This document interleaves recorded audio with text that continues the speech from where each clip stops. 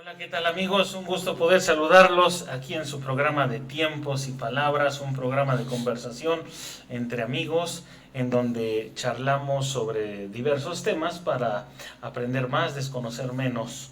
Y estoy al lado del maestro Marcial Guerrero. Bienvenido, maestro. Hola, ¿qué Como tal, cada jueves. Arturo? ¿Cómo está, maestro? Bien, aquí, en una tarde lluviosa, pero con mucho gusto asistiendo a platicar entre tiempos, palabras y lluvias. Ah, sí, por supuesto. El maestro Mario Velázquez Jaén. ¿Qué tal? ¿Cómo estamos? Buenas tardes. ¿Qué dice, maestro? ¿Cómo está? Pues aquí viendo todo podría llamar, ponerle un nombre a todo este momento histórico, el trastupije histórico de la independencia. Sí, algo así, maestro. Y prácticamente que ya el próximo 28 de septiembre se cumplen 200 años, es el bicentenario de esta acta de independencia, este facsímil, claro, no. Dice, ay, ¿dónde fue por él? Con facsímil, pero bien hecho totalmente, del acta de independencia, que es justamente el tema que hoy abordaremos, ¿no? La consumación de este movimiento después de 11, no, 10 años, 11. Después de 11 años, 11 días, 11. termina la guerra armada, pero España se tardó en reconocer. Sí. Se tardó en reconocer la independencia de México, se negaba, y por eso, aunque en 1821, el 27 de septiembre, es la entrada triunfal a la plaza principal, a la plaza de armas de la Ciudad de México, una de las más grandes del mundo, parece ser que es la segunda después de la del Kremlin, y una plaza muy bonita, realmente ha conservado su espléndida arquitectura. Entonces, después de esa entrada triunfal del ejército trigarante que encabeza con mucha arrogancia, con mucha presunción, Iturbide, Al lado de al lado de Vicente Guerrero, Vicente Guerrero. Pero hasta el último, pero Vicente Guerrero. O sea, él es el que está presumiendo protagonismo. el protagonista. Sí, totalmente. Y el protagonista exacto. Sí. Y tienen que pasar 3 años más, al 28 de septiembre de 1824, 3 años más, para que se firme el acta de independencia y de esta manera se cumpla con el protocolo de un nuevo país, que ya desde el 21 se regía. Lo que pasa que los vaivenes hacían muy complicado este asunto. Pues sí, realmente llega Iturbide después de un movimiento de 11 años y 11 días, llega, ocupa la capital de la Ciudad de México. Curiosamente también hay que decirlo, con un contingente, bueno, no es contingente, un grupo militar de Tulancingo. Sí. Los dragones eran unos dragones ahí, justamente de Tulancingo, lo que también hace pues, que haya tenido un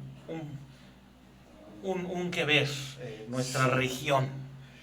Y otro aspecto que hemos dejado, bueno, casi siempre se soslaya y que vale la pena tomarlo en cuenta, es la participación. Y no solo desde sus casas y con su bordado en mano, nada de eso, no es esa la visión que quiero proyectar, pero la participación de muchas mujeres heroicas y decididas, y que a pesar de conocer los riesgos que corrían, se sumaron a la lucha de independencia.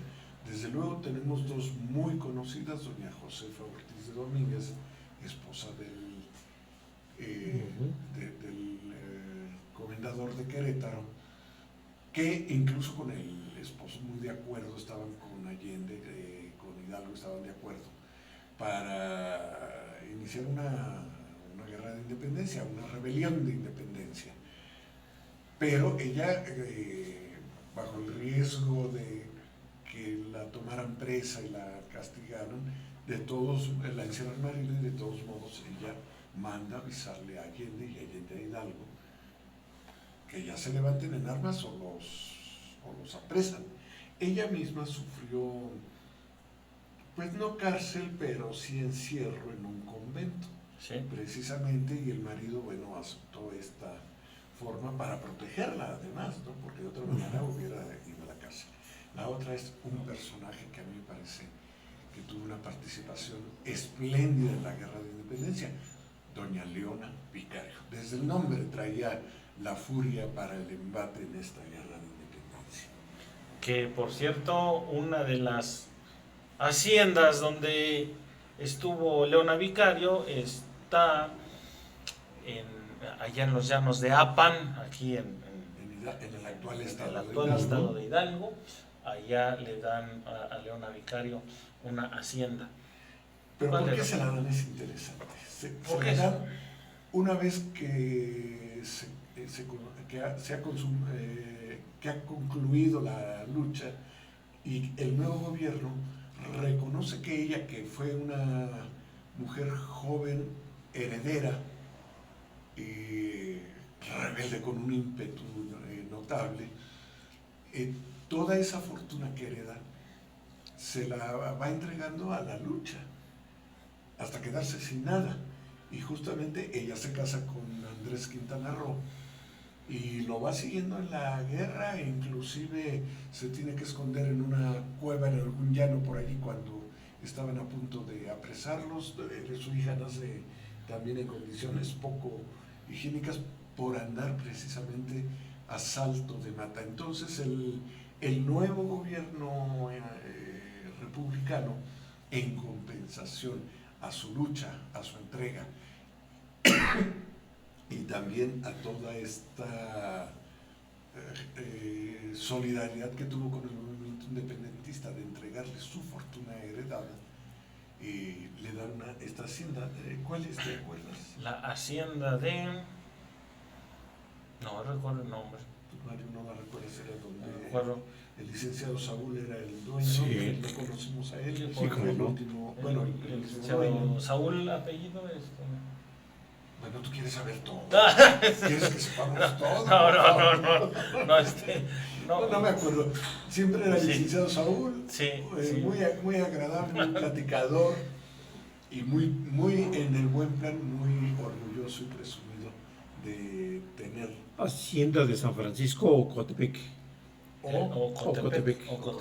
La hacienda de Ocotepec. una hacienda interesante, colonial, y allí estuvo un tiempo doña Leona Vicario. Leona Vicario. Sí. Así es. Además, muy merecido el premio. Y bueno, es que doña Leona realmente anduvo en la fuerza del combate vivo, anduvo participando con cartas que iban y venían donde ella estaba avisando de los movimientos. En los tiempos en que estuvo en las ciudades, pues se daba cuenta de lo que pasaba y estaba avisándole. Es decir, fue una parte muy importante de la inteligencia de la Guerra de Independencia. Entonces, bueno, vale la pena verlo. Si algún día tiene usted la oportunidad de ir a San Miguel de Allende, no deje de visitar la casa que fue de Ignacio Allende y que hoy es un museo, una casa colonial hermosísima.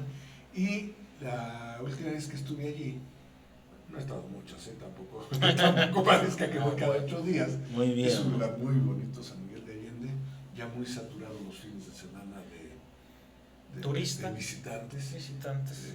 De visitantes, de viajeros y de turistas, diferencio. Claro.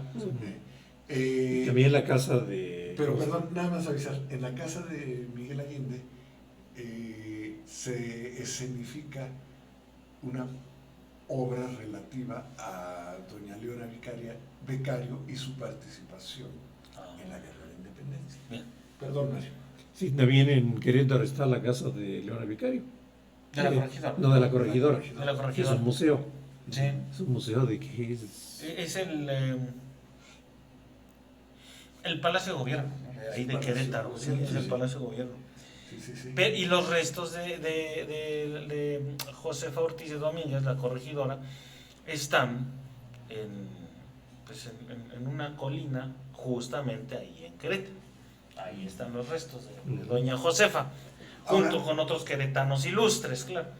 aquí en Hidalgo me acuerdo de un testimonio que da don Abraham Pérez López, el profesor Pérez López, a quien lo recuerdo con mucho respeto porque él se dio a la tarea acuciosa de registrar en periódicos, en el Archivo General de la Nación, con quien le pudiera brindar información, registrar a los personajes ilustres de Hidalgo en un diccionario biográfico hidalguense. Y justamente él registra el hecho de las 200, que le llamaba las 11,000 vírgenes, las llamaron así. Era un grupo de hermanas que atendían una venta, una tienda si así se puede llamar entonces, tienda y mesón en la región de los Llanos de Apan, y que justamente se dedicaban a convencer a los clientes que pasaban, pues los veían, digamos, los estudiaban un poco y los convencían para que se sumaran a la lucha de independencia. Es un homenaje también a estas personas, mujeres anónimas, y así lo hicieron estas hermanas hasta que las descubren y también las encierran, ahí sí no recuerdo si en una cárcel o en un convento también. Ya después salen libres cuando el movimiento culmina, pero lo importante es en condiciones en que sabían que podían ser muy severamente castigadas, de todos modos estaban convencidas de lo que hacían y se entregaron a la lucha. Así que... Y seguramente al calor de un neutle. También, seguramente. También, sí, claro. Por supuesto. Justamente creo que tenían un mesón o algo así, en donde pasaba la gente, vendían pulque, vendían cosas así. Sí, porque Apan en aquellos días, bueno, ya era un centro de comercio de pulque muy importante, ¿no? Claro. Y hay que ver que durante el movimiento de independencia escasean las bebidas alcohólicas de origen español. Sí. Entonces lo que predomina básicamente era el aguardiente, el pulque, la caña y todo este tipo de cosas, y el pulque adquirió pues, un renombre muy importante, ¿no? Bebidas alcohólicas fermentadas y destiladas. Así es. Destiladas en alambiques caseros, que todavía hasta la fecha se encuentran por ahí algunos funcionando. Pues aquí en la sierra encontramos sierra, todavía en diferentes poblaciones del estado de Hidalgo, pues es el souvenir, el aguardiente. Sin duda. Efectivamente. Entonces, bueno, la historia de la guerra de independencia está llena de grandes movimientos, tres grandes etapas más la cuarta, que es la de consumación, pero las tres grandes etapas, que son la de Hidalgo, 1810-1811, la de Morelos, que toma las riendas hasta 1815, y la de Guerrero, hasta el término en que acuerda con Iturbide el plan de Iguala, y que en 7-9 meses Iturbide, hábil operador político, organiza las cosas para que concluya la guerra de independencia y él haga su entrada triunfal con algo que fue muy simbólico entonces. Tan simbólico como fue el estandarte de la Virgen de Guadalupe con Hidalgo, fue la bandera trigarante que enarbola el ejército que entra a la Ciudad de México. De las tres garantías. De las tres garantías. Una bandera en bandas diagonales, Sí. blanca, verde y roja. Sí. Así es. Que indicaba, habíamos quedado de comentar, que indicaban las tres garantías. Blanco. El blanco, que era la religión, el verde, que era la independencia, y el rojo, que era la unión. La unión en términos de igualdad de criollos, mestizos, mulatos, zambos, atapatas. Sí. Esas eran las Y tres que esas tres garantías son inspiradas en el Código Napoleónico. Ujú. El Código Napoleónico, el desarrollo del Código Napoleónico, los tres principios del Código Napoleónico, entonces son inspiradores para desarrollar muchos movimientos y dentro de ellos lo toman como bandera, no solamente aquí en México, sino también en otros lugares, ¿no? Donde se ven dos movimientos de Sobre independencia. todo en el mundo occidental. Así es. Ujú. La parte occidental. Entonces la parte de Napoleón, la influencia de Napoleón, la influencia de la Revolución Francesa, en sus dos momentos, la parte fuerte, sanguinaria y la parte ya imperial de Napoleón, ¿no? Ujú. Que también fue sanguinaria. Eso fue sanguinaria, pero ya tuvo un mayor orden porque se establecen, yo diría, las bases de eso que se llama república. Ujú. Porque la primera parte es simplemente la ruptura del orden anterior y sustituirlo por algo que no tenía forma, ¿no? Ujú. Entonces yo creo que es importante analizar los movimientos en América a la luz precisamente de esos principios, a la luz de ese background, de ese marco teórico, de ese marco social, de ese conjunto de hechos que fueron dando forma y conformando la idea precisamente de esto, y que el primer, no digamos experimento, sino el primer desarrollo de esto, pues es definitivamente la Unión Americana, ¿no? El movimiento independentista de Estados Unidos es ya de alguna manera parte y reflejo de todo esto que había sucedido en Europa, no solamente en términos armados, sino también en términos de ideas, ¿no? Sí, cuando abordamos el tema, recuerdo que abordamos el tema justamente de la independencia de los Estados Unidos, ¿no? Exactamente. Sí. Lo abordamos. Y el predominio, ya viene el predominio en Europa del mundo protestante versus el mundo católico, ¿no? Que divide Europa en dos y que se establecen las bases de todo este proceso y que se ve ya el reflejo, ya yo diría, para nosotros nos llega lo que es el reflejo del Concilio de Trento y a ellos les llega lo que es el reflejo del movimiento de la Reforma, Sí. de la Reforma protestante, que lleva a concluir un conjunto de ideas, un conjunto de principios y un conjunto de, pues, la Declaración de los Derechos del Hombre y de la Sociedad que establece Napoleón, pues en un principio no son para nada católicos, sino tienen una raíz protestante importante. ¿Por qué? Porque surge precisamente en el momento que Napoleón no está de acuerdo con el proceso religioso, pero más tarde se da cuenta que para poder ser reconocida Francia como una entidad, como una república, tiene que hacer un concordato. No, y además para ser reconocido emperador tiene Sí. que dejarse coronar en... No se deja coronar, nunca se dejó No, coronar. por eso se deja coronar y ya estando en la catedral, Sí, con permiso. le dice al Papa, dame la corona, y él mismo se la pone, Sí. pero acepta la coronación en el ámbito religioso. Así es. Eso es En la algo, catedral de Notre Dame. ¿verdad? Notre Dame. Justamente. de Nuestra Señora. De Notre Dame. La catedral que, entre paréntesis, después de aquel incendio que la No, destrozó, terrible. acaba de ser reabierta ahora, justamente en estos días, con motivo de... ¿Estuvo allá, maestro? En las Olimpiadas no, Ah, pero antes sí tuve oportunidad de conocer la catedral. no. Inclusive, bueno, es que, a ver, hoy se ha desbordado el afán de estar en algún lugar y tomarse selfies. Ah, sí. Entonces vemos miles y miles y miles de gentes, de personas que pasan frente a un lugar y se toman la selfie y se siguen de frente. Y ni siquiera saben. Y ni siquiera disfrutan aquello que la vida les permitió pisar, un espacio, un museo. En aquel tiempo que tuve oportunidad de estar, entro a la catedral, estaban ensayando para una misa, entonces me toca oír a un grupo coral y realmente fue maravilloso. Y después tuve la oportunidad de subir Se permitía en aquel tiempo subir por, digamos, al techo de la catedral y desde allí ver un poco la isla de la ciudad y los alrededores de este espacio.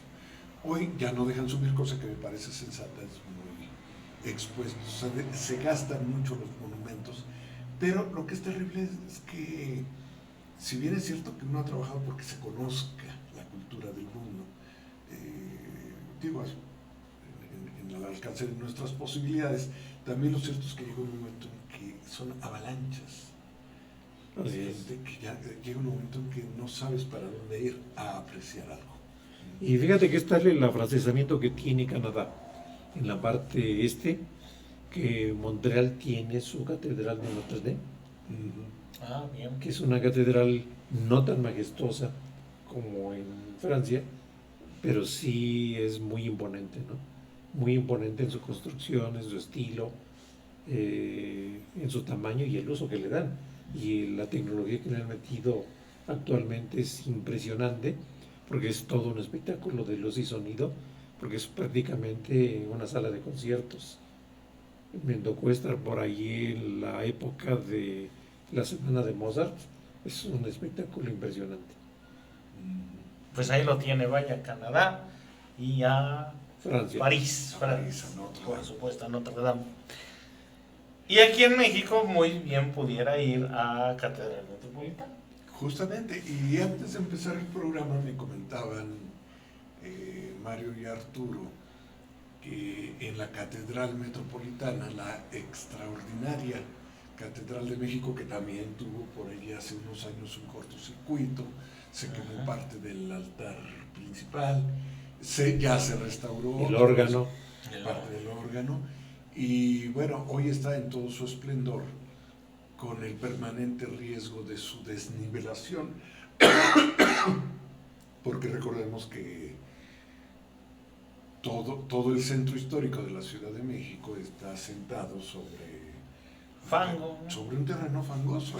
Y hablando de eso, fíjate que han hecho una obra terriblemente importante que ha generado una tecnología, yo diría, a nivel mundial, porque resulta que el peso de los cimientos era muy endeble.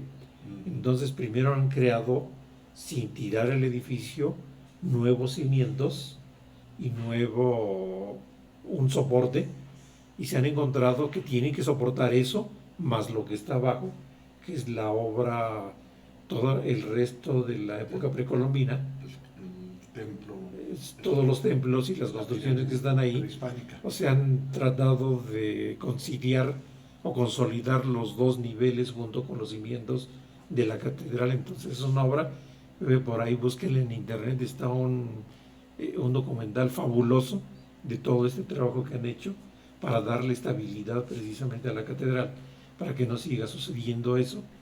Pero hablabas de qué está ahí. Pero ¿quién está ahí? ¿O qué osamenta está ahí? Que allí está la osamenta precisamente de Iturbide.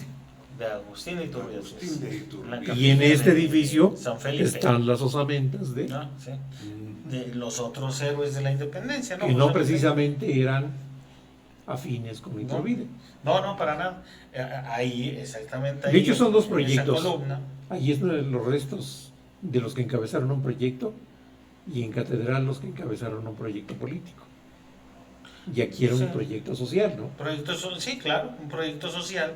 Acá están en esa columna Guerrero, Hidalgo, Allende, Aldama, Jiménez, Morelos. No sé si doña Josefa también. No, doña Josefa está en Querétaro. En Querétaro. Leona Vicario, me parece, sí, también. Y bueno, un personaje interesante, Francisco Javier Mina. Hay otro personaje que muchos llegan, suben las escalinatas y se topan con un personaje que dicen, ¿y él quién es? Un personaje llamado, apellidado Lampart, que es una historia igual interesante porque fue un inglés, un irlandés, que en algún momento llega a la Nueva España y es un embustero. Se hace pasar por un noble algo así como la obra de Casi el paraíso despota, se hace pasar por un noble, pero este noble busca la independencia. Pues lo agarran a Lampard y lo queman. La Inquisición, por cierto. Y entonces, subiendo las escalinatas, es algo que no entiendo por qué Lampard va a estar ahí en la columna. Bueno, pues es que el Pero, criterio, bueno, el criterio que predominó en el momento que la construyeron y el criterio que predominó en el momento Pues sí. que trasladaron los restos ahí, ¿no? eso es cierto, sí, Son claro. proyectos políticos, Sí, a fin claro, de cuentas, es que, el momento. que dan una idea de cómo la Sí, historia la historia que conocemos es una mezcla de realidades y una mezcla y un poquito de fantasías, ¿no? Sí, Pues, claro. sí. Y esa fantasía con Guillén de Lampard es pues sí, interesantísima. Y ahí está. Se dice que el buen historiador sustenta sus dichos en hechos. Sí, claro. Sí. Ahora también recordemos que la columna es netamente porfirista. Claro. Y que es lo que buscaba Porfirio Díaz, ¿no? En el centenario Exactamente. de la independencia de México en 1910 se inaugura la columna de la independencia con el ángel de la independencia, y esta fue diseñada y construida por el arquitecto Rivas Mercado, un arquitecto Antonio Rivas Mercado. Antonio Rivas Mercado, que hizo, participó en la transformación de la Ciudad de México, porque abundan construcciones que él desarrolló. Y dentro de eso, como cosa curiosa, está su casa en la colonia Guerrero, muy cerca del Metro Hidalgo, que fue rescatada por el gobierno, me parece que del Distrito Federal, y fue rehabilitada como museo de época. Además, el arquitecto Rivas Mercado fue el papá de Antonieta Rivas Mercado. Antonieta Rivas Mercado fue pues una asidua patrocinadora de una campaña política de José Vasconcelos, que no llegó a concluirse, ¿no? Y que tuvo un final muy triste, precisamente. Un final muy triste, y exactamente en la Catedral de Notre Dame. Y regresamos a Notre Dame en estos saltos cuánticos históricos. Con una pistola que era de... Todo a ver, esa sí no sé. ¿De Vasconcelos? De Vasconcelos. Bueno, sí, claro. Sí. Oigan, ya estamos como, no digo el programa, pero ya estamos como en estos programas. No, pero es son saltos de la historia que al final... Se llama conexiones. Conexiones, van concatenados. Pero sí puede ir a catedral para ver, mirar el trono, porque en México hay un trono imperial, sí, está ahí en la capilla de San Felipe de Jesús, y al lado de ese trono está la osamenta de Agustín de Iturbide. Decía, bueno, no se borró, simplemente se ha omitido en el himno nacional la estrofa que dice: y de Iturbide la sacra bandera. Por cierto. Luego, otro símbolo que aquí tienen, el sonido no funciona muy bien, se acabaron las pilas, es la reproducción de la campana de Dolores. De Dolores. Justamente se reprodujo la campana y se colocó encima del balcón principal de Palacio. Bueno, la original está encima del balcón principal de Palacio Nacional, y es la que se tañe cuando da el grito de independencia cada 15 de septiembre el presidente de la República. El turno. Y que la conocimos de cerca, ¿te acuerdas? Sí. Porque hubo una gira de todos los símbolos nacionales. Sí. Y pasó por aquí, por Hidalgo. Estuvo en la escalinata de Basolo. De Basolo, de la Universidad Autónoma del Estado de Hidalgo. Así es. Esa no era la réplica, esa era la original. Estuvo la original. La original. Bueno, y después se hicieron réplicas para las 32 entidades federativas y se han colocado también en sus palacios de gobierno estatal. Es esto, ¿no? Yo creo que es interesante. Es parte de un símbolo muy importante.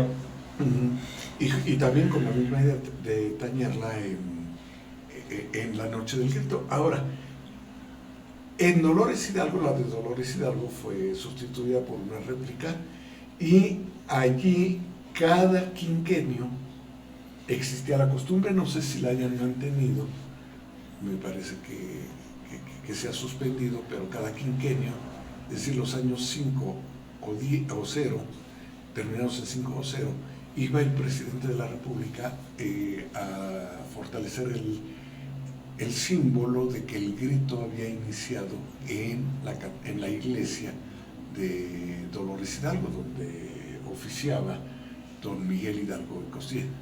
Entonces también era una tradición interesante. Pero hay otro monumento conmemorativo de la independencia en su centenario, muy interesante. ¿Cuál es? Y de ese lo trajeron. Aquí en Pachuca el reloj monumental. Sí. Uh-huh. En Pachuca, sí, claro. Que fue construido en 1900. En 1900 e inaugurado en 1910. Alguien resbaló y dijo que era 1800. Pero Sí, por ahí alguien. Resbalón. Sí, pero el 1800, los números que aparecen ahí se deben a La Reforma. la Reforma, que es una estatua que Independencia. representa. Bueno, inicio de independencia. Consumación. La Reforma. Y otra. Y es después la La del 17. no. ¿No? La victoria de. Porque es. No, 17 no puede ser. No puede ser. No, ya me estoy adelantando. Ya le estoy poniendo 5 caras al reloj. No, es el inicio de la independencia, la consumación, las leyes de reforma y la guerra de reforma. Así es. Pues las leyes y la guerra. Y claro, en las 4 caras tiene sendas estatuas de mármol de Carrara que adornan y son elegantísimas estatuas, y las fechas de estos sucesos históricos de la historia independentista de México. No es que en esos años se haya construido el reloj, como alguien se atrevió a decir. El reloj se construye previamente a 1910 y se inaugura en la noche del 15 de septiembre de 1910, en el centenario del inicio de la guerra de independencia. Además, no es de la guerra, del inicio de la guerra. Eso ya la consumación como tal, pudiéramos decir que es esta acta. Ya el acta. ¿Lo puedes leer?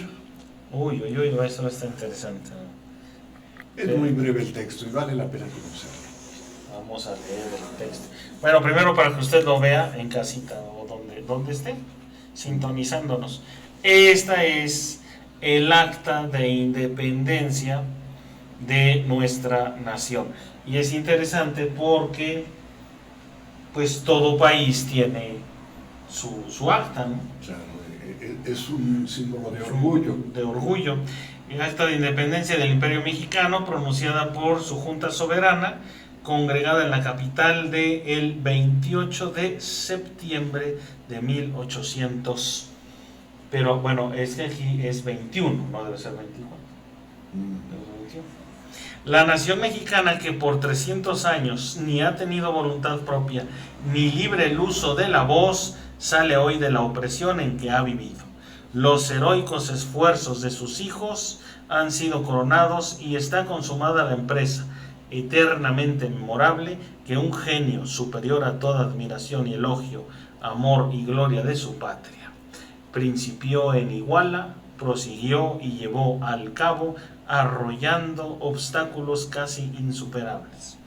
Restituida pues esta parte del septentrión al ejercicio de cuantos derechos le concedió el autor de la naturaleza, y reconocen por inenajenables y sagrados y las naciones cultas de la tierra, en libertad de constituirse del modo que más convenga a su felicidad, y con representantes que puedan manifestar su voluntad y sus deseos. Comienza a hacer uso de tan preciosos dones y declara solemnemente, por medio de la Junta Suprema del Imperio, que es nación soberana independiente de la antigua España, con quien en lo sucesivo no mantendrá otra unión que la de una amistad estrecha en los términos que prescribieren los tratados, que entablara relaciones amistosas con las demás potencias, ejecutando respecto de ellas cuantos actos pueden y están en posesión de ejecutar las otras naciones soberanas, que ha de convertirse con arreglo a las bases que en el plan de Iguala y Tratado de Córdoba estableció sabiamente el primer jefe del ejército imperial de las tres garantías, y en fin que sostendrá a todo trance y con el sacrificio de los haberes y vidas de sus individuos, si fuera necesario, esta solemne declaración hecha en la capital del imperio a 28 de septiembre del año de 1821, primero de la independencia mexicana. Exactamente al otro día de la entrada triunfal a la Ciudad de México. Entonces, decíamos... Y firman sí, la Junta Soberana. Y quienes firman es una Junta Soberana con tan peculiares personajes como obviamente pues está la firma de Agustín de Iturbide, hubiera estado aquí la de... Curiosamente no está la de Victoriano. No está la de Guadalupe Victoria. Guadalupe Victoria, no está. Tampoco está la firma de Vicente Guerrero, no está. No está. Pero sí hay unos como, por ejemplo, el tercer conde de Jala y Regla, que es descendiente familiar del conde de Regla. Tercer hijo del conde de Regla. Tercero. Bueno, no tercer hijo.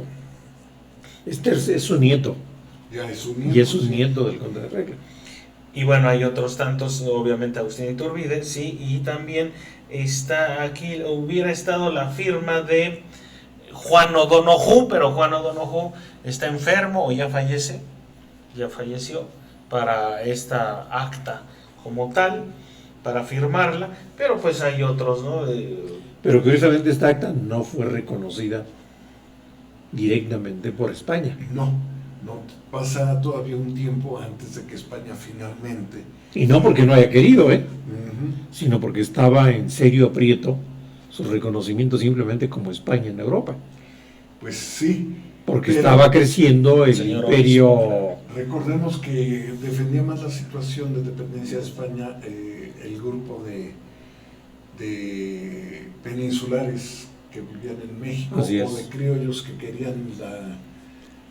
querían que continuara la monarquía, pero una monarquía a su favor.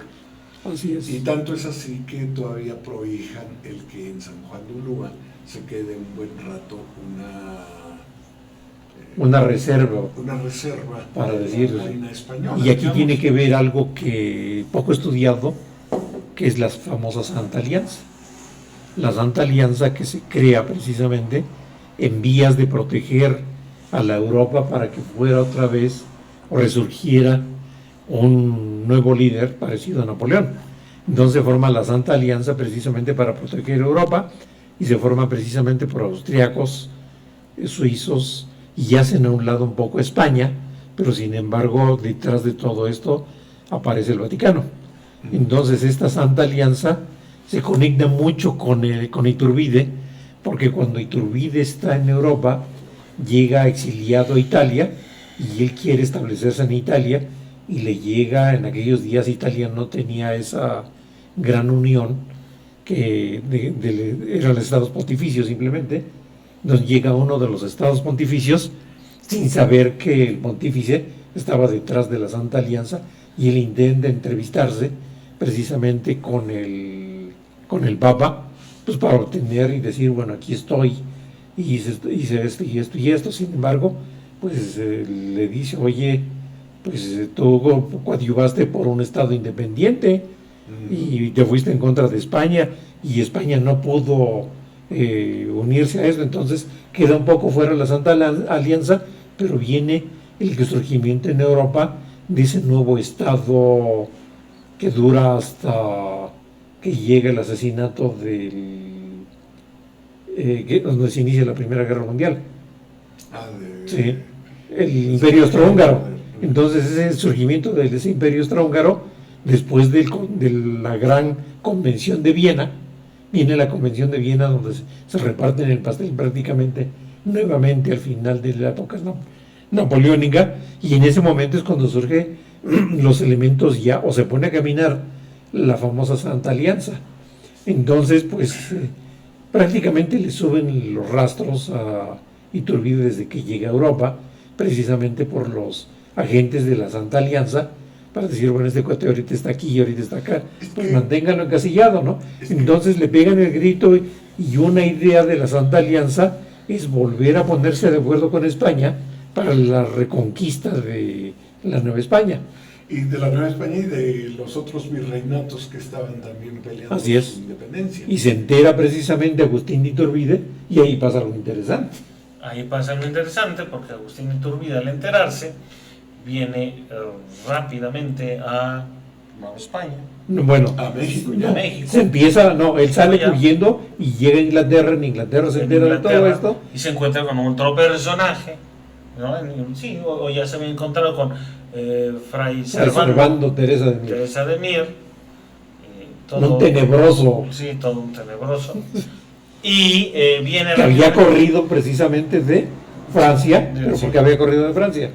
Había corrido de Francia porque con el concordato él había tenido ya había gozado de las rupturas de su celibato. Sí. Entonces sale huyendo de España porque él era todo un pecador. Entonces la Santa Alianza pues ya no lo ve con buenos ojos tampoco. Entonces se va a refugiar a Inglaterra, y en Inglaterra pues se Ahí se conoce. Iturbide llega rápido ahora ya el Imperio Mexicano, ya no es Nueva España.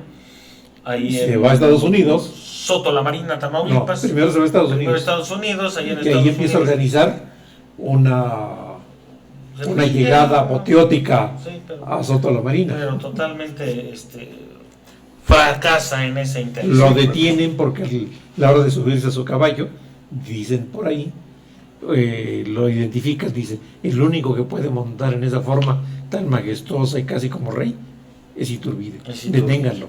Y Y detiene. ya había existido por parte del Congreso, Congreso mexicano, Sí. la sentencia de muerte en caso de que volviera a aparecer. Cosa que no sabía Iturbide. Ya cuando está Iturbide, ya aquí en suelo mexicano, pues igual le hubiese pensado, si él hubiera sabido, pues él hubiera pensado 2 veces antes de venir para acá, porque estaba en juego su Como ocurrió, su vida. vida. Sí. Su Y estuvo a punto de ser salvado por uno de sus amigos, uno de sus generales, ahorita no recuerdo su nombre, Pero pues no.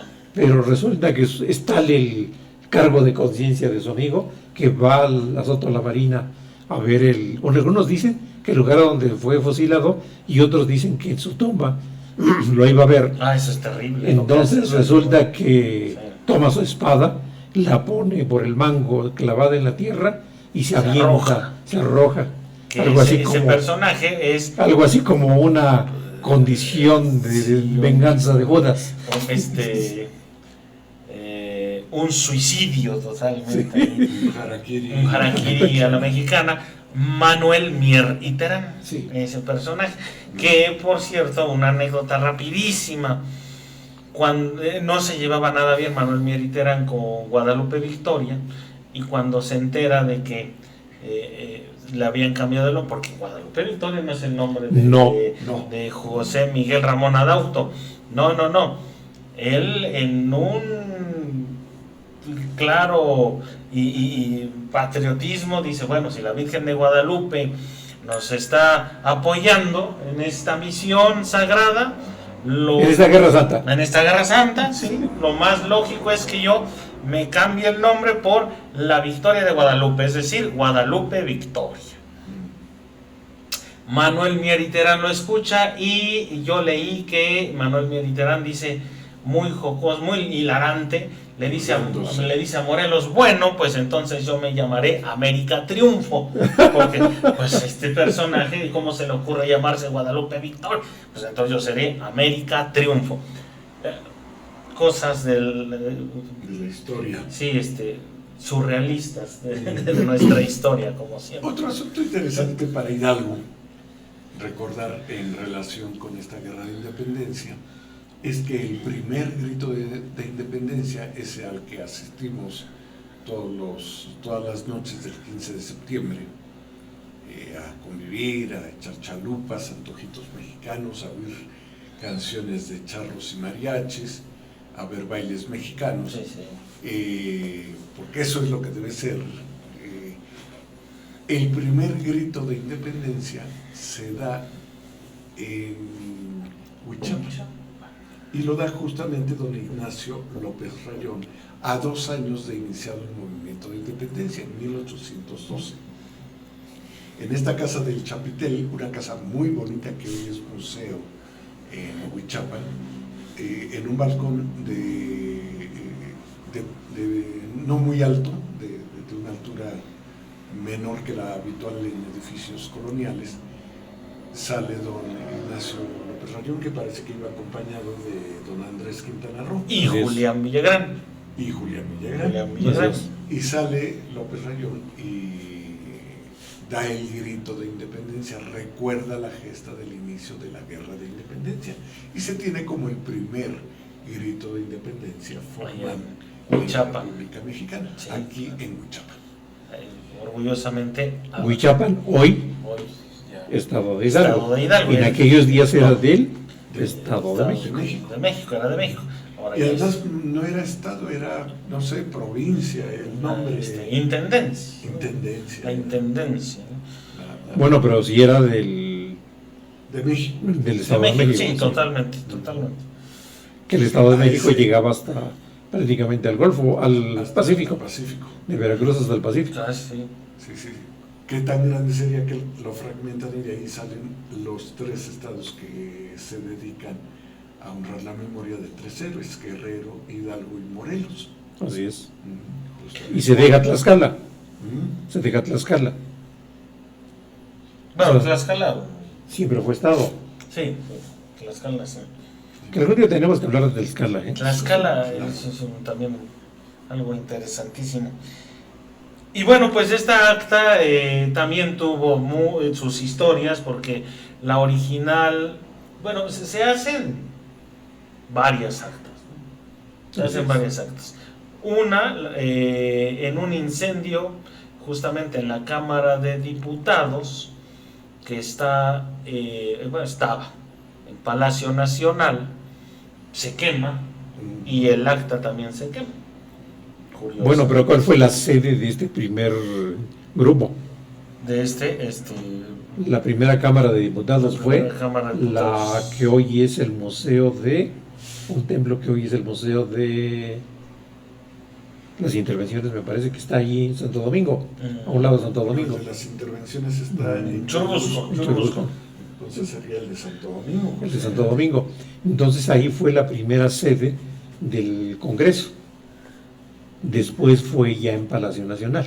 Ahí es donde se quema, en plena época juarista, me parece.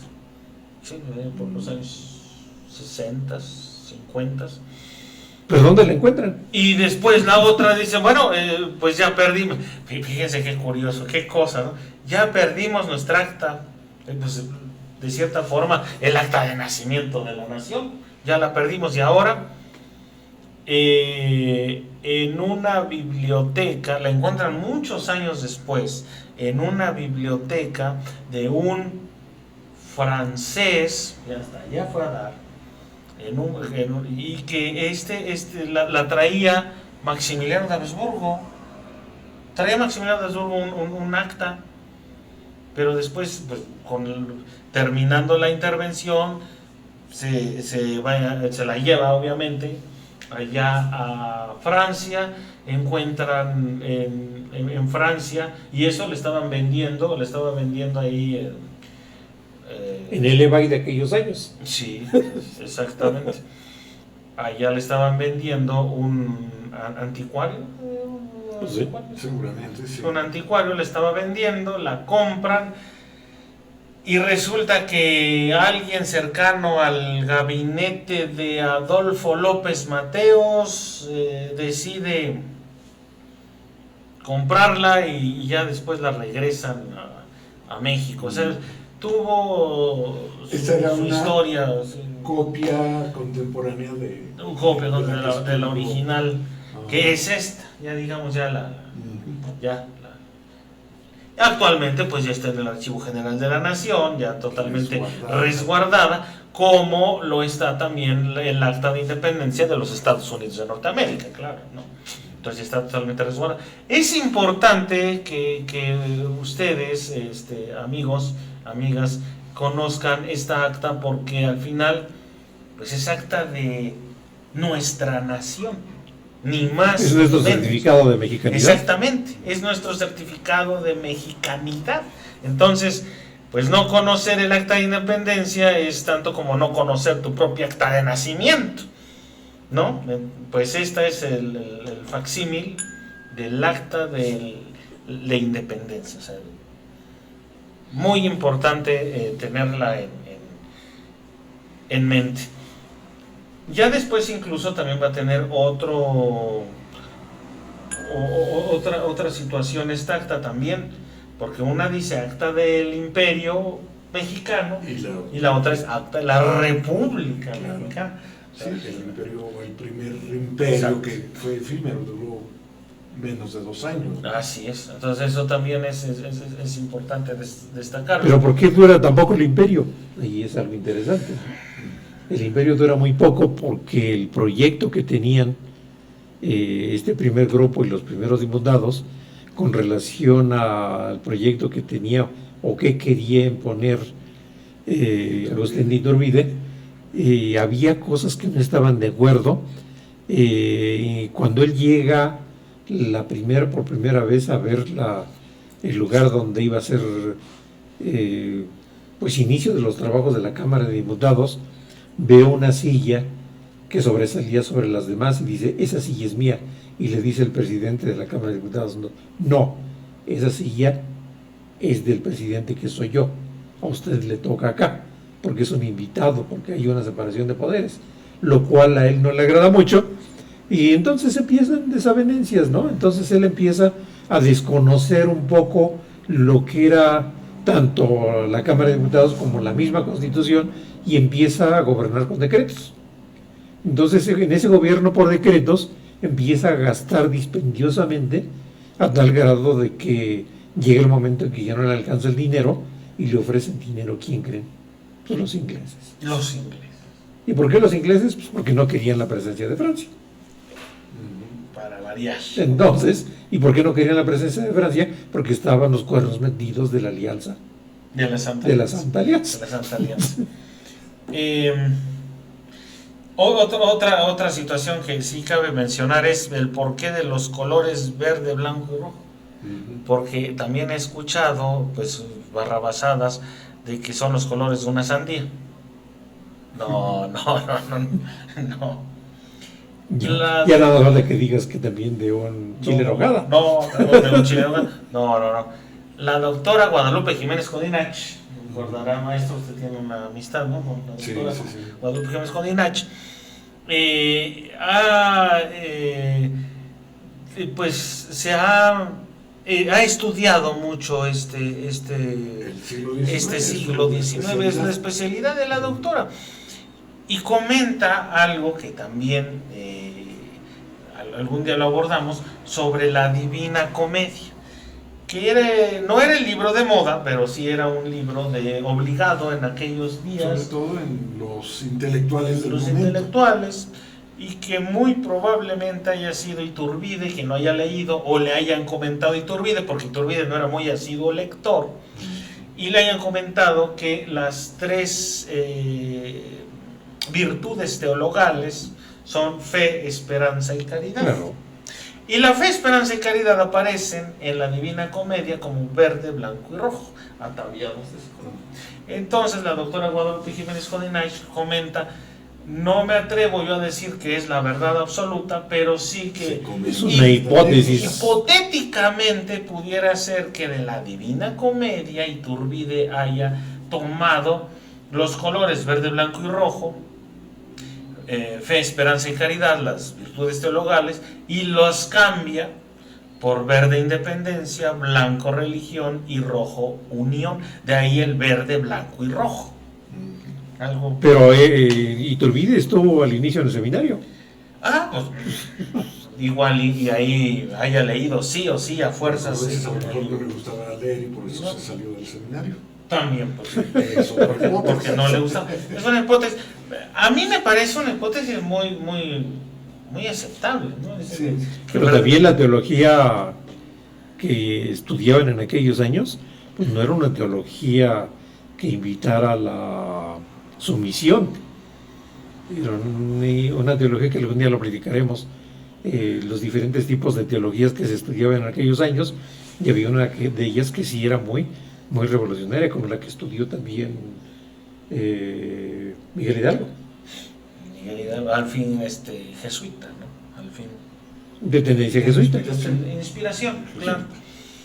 Y bueno, pues ahí lo tiene usted, ¿no? Los símbolos por excelencia en este mes patrio que ya prácticamente en unos días más termina e inicia ya octubre. ¿no? Octubre, en el calendario romano sería el octavo mes. Efectivamente, maestro, efectivamente. Y bueno, noviembre el noveno mes. El noveno mes. Y diciembre el décimo mes. Y ya le platicaremos en otro programa el por qué. Porque usted puede decir como que diciembre, décimo mes, y son 12. Pero es porque tiene una historia y tiene un porqué. No es al azar, nada más. Y bueno, ya para cerrar, septiembre, la última efeméride, el nacimiento de José María Morelos y Pavón, un 30 de septiembre. Y en la ciudad de Valladolid, hoy Morelia. En el actual estado. En aquel 30 de septiembre. Que por cierto, cuando un día usted visite Morelia, no deje de conocer la casa de Morelos. Sí. También casa provinciana, muy bonita. Muy bonita. De verdad, espacios interesantísimos. Curiosamente. El bachiller Morelos. El bachiller Morelos. Que tuvo su grado en la Real Universidad Pontificia. En la Pontificia. Sí. Usted puede ir a Valladolid, conocer la casa, estaba muy cerca de la catedral. Sí, efectivamente, a unas 3-4 calles de la catedral.